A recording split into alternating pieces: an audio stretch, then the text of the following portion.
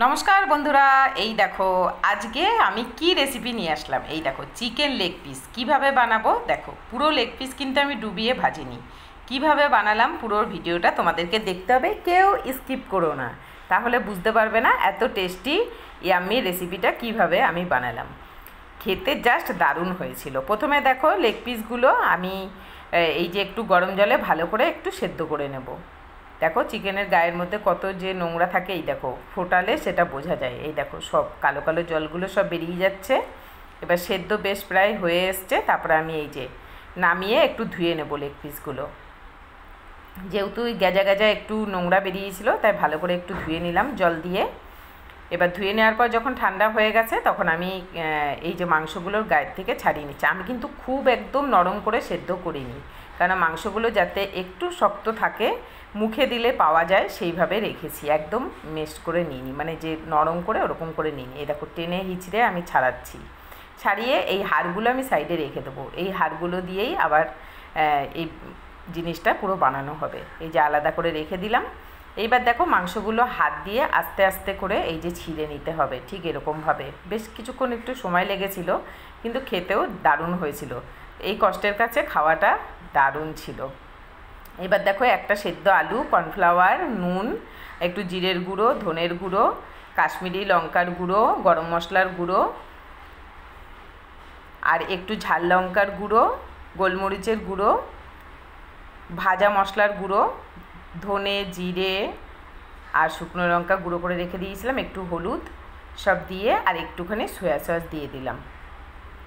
দিয়ে একটু Apple cider vinegar দিয়ে দেবো।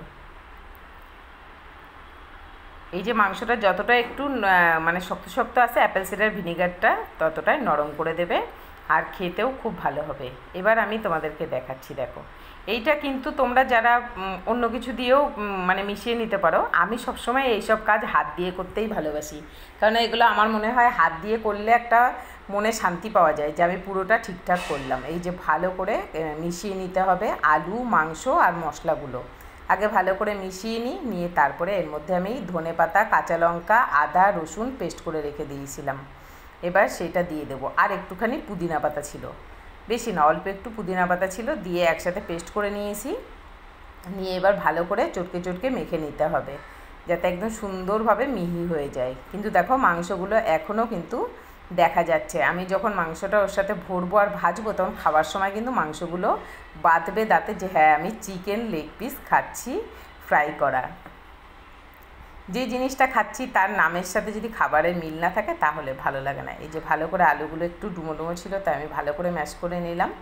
নিয়ে এবার দেখো পুরো মাখাটা মেখে নিয়েছি। এই মাখাটা তুমি একটু মুখে দিয়েও দেখতে পারো যে কতটা নুন ঠিক আছে কি না।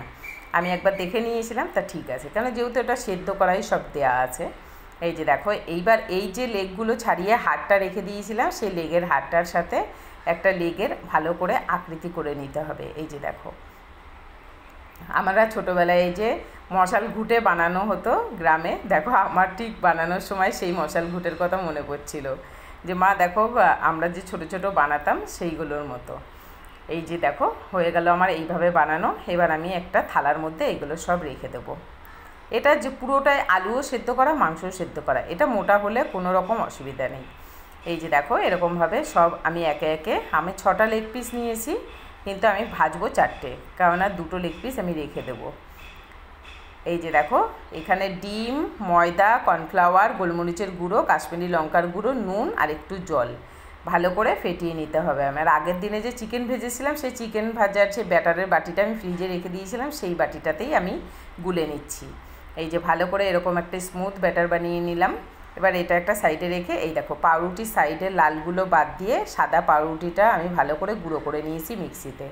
এইবার আমি এই যে চিকেন লেগ পিসগুলো রেডি করে রেখেছি, সেটা এই ব্যাটারের মধ্যে ভালো করে একটু ডুবিয়ে নেব।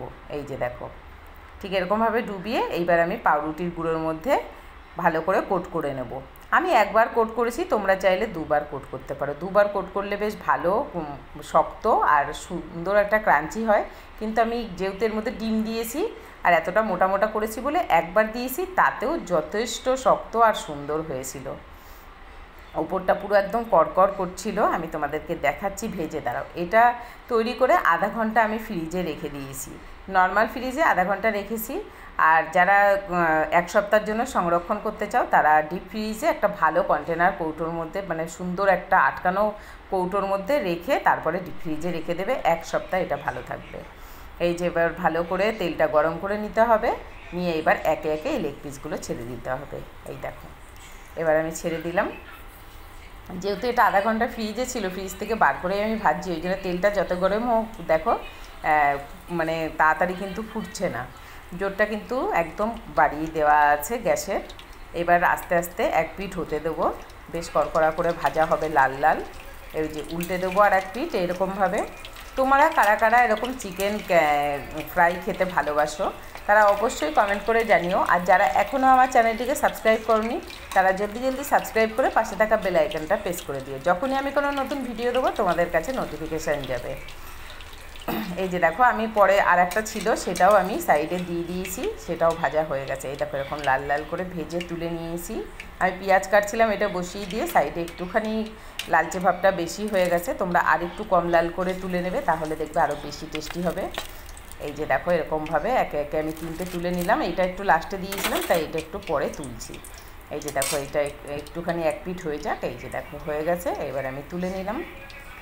এবার আমি এটা একটু তোমাদেরকে দেখাচ্ছি কতটা ক্রাঞ্চি হয়েছে, দেখো।